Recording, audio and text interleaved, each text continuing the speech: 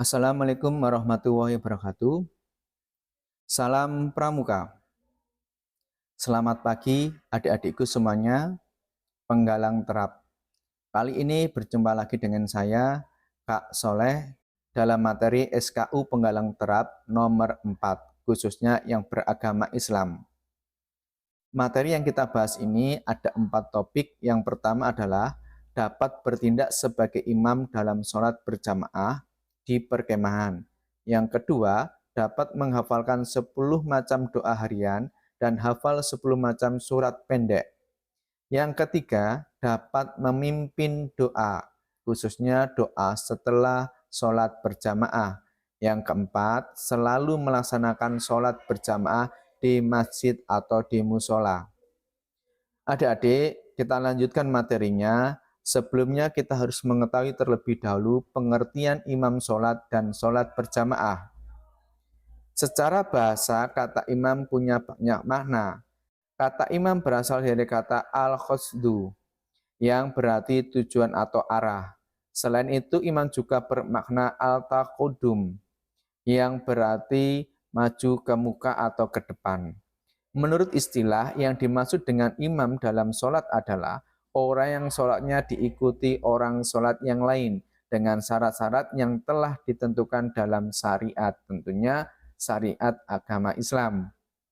Sedangkan sholat berjamaah adalah sholat yang dilakukan bersama-sama, yang sekurang-kurangnya ada 2 orang sebagai imam dan makmum. Ini juga menjadi bentuk ibadah yang sangat dianjurkan untuk dilakukan, khususnya kita sebagai umat Islam. Selanjutnya kita juga harus mengetahui adik-adik syarat apa saja sebagai seorang imam dalam sholat berjamaah. Kepemimpinan seorang imam itu akan sah karena syarat-syarat sebagai berikut. Yang pertama, dia adalah seorang agama Islam. Yang kedua, dia harus balik karena itu tidak sah seorang yang telah balik diimami oleh anak kecil dalam sholat fardunya. Yang ketiga, berakal. Tidak sah imam sholat apabila seorang tersebut sebagai seorang gila. Yang keempat, seorang laki-laki. Maka tidak sah apabila imam itu perempuan atau waria yang mengimami seorang laki-laki dalam sholat fardu. Kecuali dalam keadaan tertentu, seorang perempuan dipersilakan atau diperbolehkan menjadi imam bagi seorang perempuan pula. Tentunya itu nanti akan dijelaskan lebih lanjut dalam pendidikan agama Islam di sekolah masing-masing. Yang kelima, baik dan benar bacaan Al-Qur'annya. Yang keenam, suci dari hadas dan najis. Yang ketujuh, harus fasih lisannya.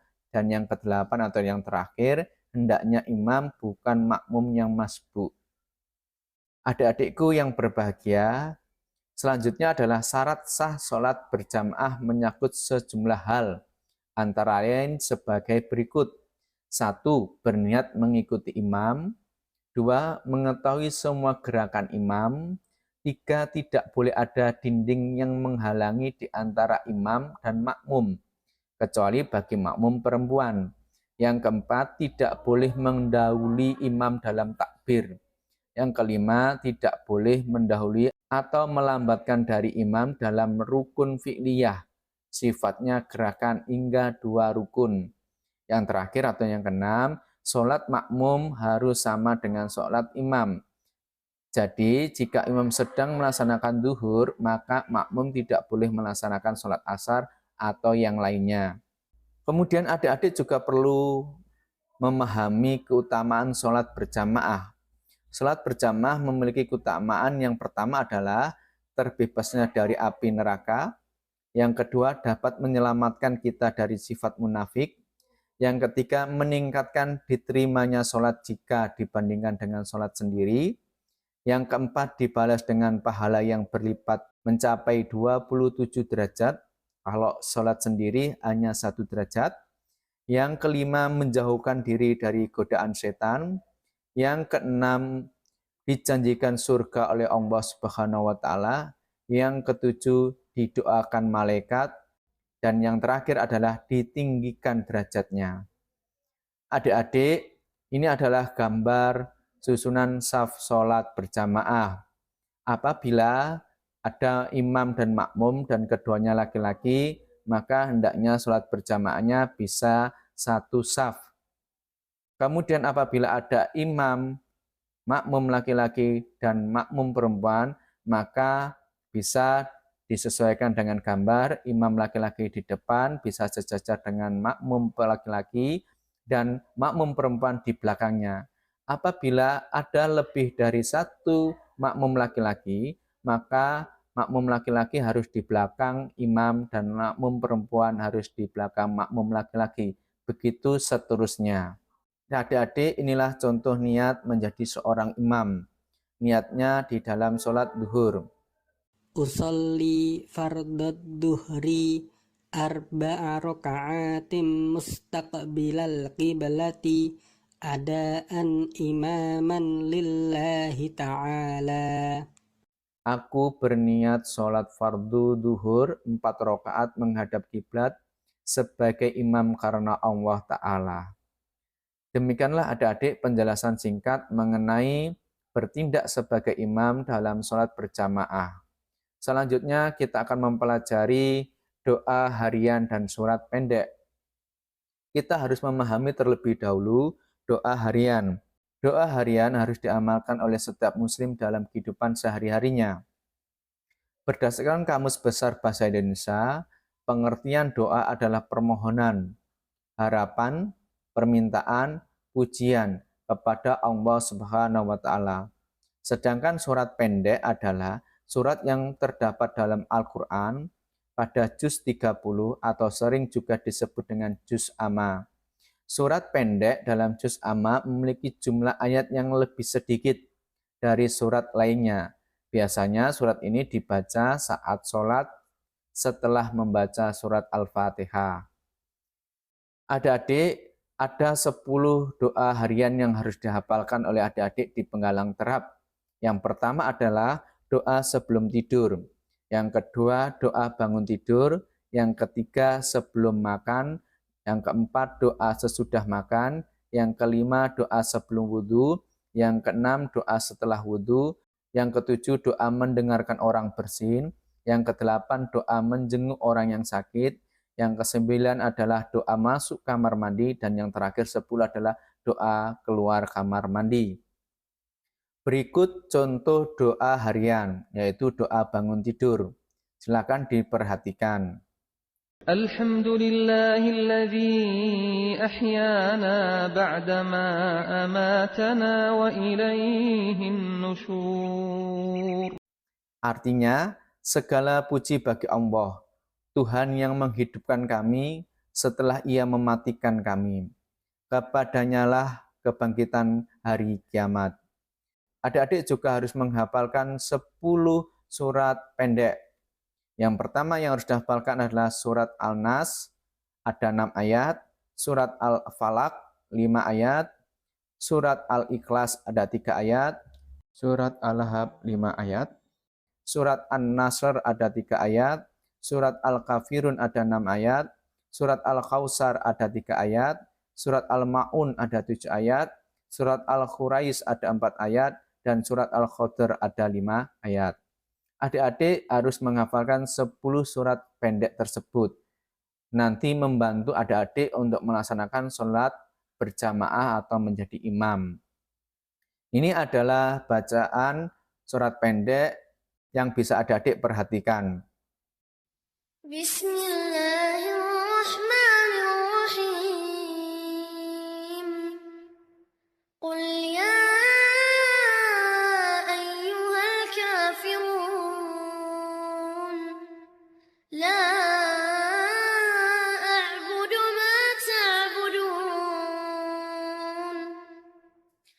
Wa la antum 'abiduna ma a'bud.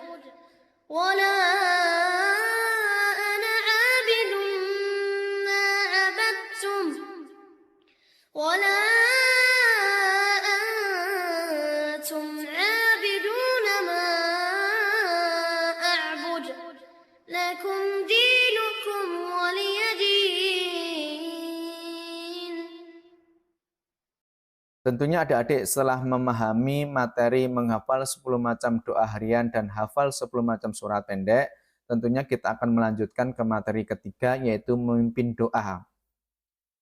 Membaca doa setelah sholat fardu merupakan amalan yang sangat mulia dan sangat dianjurkan bagi umat muslim.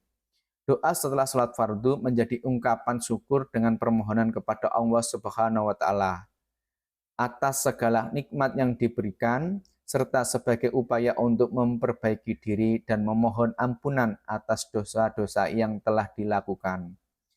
Adik-adik tentu di dalam sholat fardu, adik-adik setelah sholat pasti melakukan sebuah doa. Doa hendaknya meliputi 1, pujian atas nama Allah, 2, membaca sholawat, yang ketiga ada sebuah doa yang ingin dibaca, bisa disesuaikan dengan doa yang ingin diucapkan, bisa meminta ilmu, meminta umur panjang, minta diberi keselamatan, dan sebagainya. Dan yang terakhir ada penutup dengan memohon ampun atas dosa-dosa yang telah kita perbuat. Selanjutnya adik-adik, ini adalah salah satu contoh bacaan doa yang bisa dibaca setelah sholat fardu, yaitu doa keselamatan. Silakan diperhatikan bacaannya sebagai berikut. Bismillahirrahmanirrahim.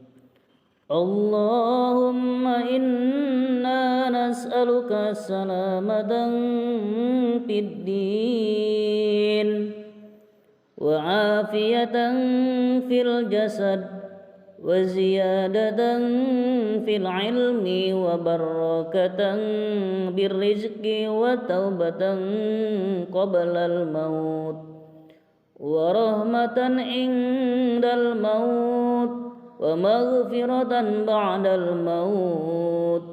Allahumma hawwin 'alaina fi sakaratil maut wan najata minan nar wal 'afwa indal hisab. Itulah adik-adik materi singkat mengenai membaca doa setelah sholat. Selanjutnya adik-adik kita akan membahas selalu melaksanakan sholat berjamaah di masjid dan di musola. Tentunya ini adalah sebagai motivasi kita untuk melaksanakan sholat berjamaah, baik di gugus depan maupun di masyarakat, terutama ketika di gugus depan ada kegiatan-kegiatan perkemahan, wajib bisa dilaksanakan sholat berjamaah, baik itu sholat duhur, sholat asar, sholat maghrib, sholat isya, dan sholat subuh. Salah satu contoh di MTS Negeri 1 Lamongan ini atau gugus depan kita ini, ketika ada kemah anggota baru dilaksanakan sholat berjamaah di Masjid Al-Mubarakah. Baik itu ada kegiatan-kegiatan yang lain juga dilaksanakan sholat berjamaah. Adik-adik tentunya materi ini sangat membantu kita untuk melaksanakan uji SKU penggalang terap nomor 4. Mudah-mudahan adik-adik diberi kemudahan melaksanakan tes uji SKU dan diberi kelulusan. Allahumma amin. Terima kasih atas perhatiannya. Itulah yang dapat saya sampaikan. Mudah-mudahan bermanfaat. Saya akhiri. Assalamualaikum warahmatullahi wabarakatuh. Salam Pramuka.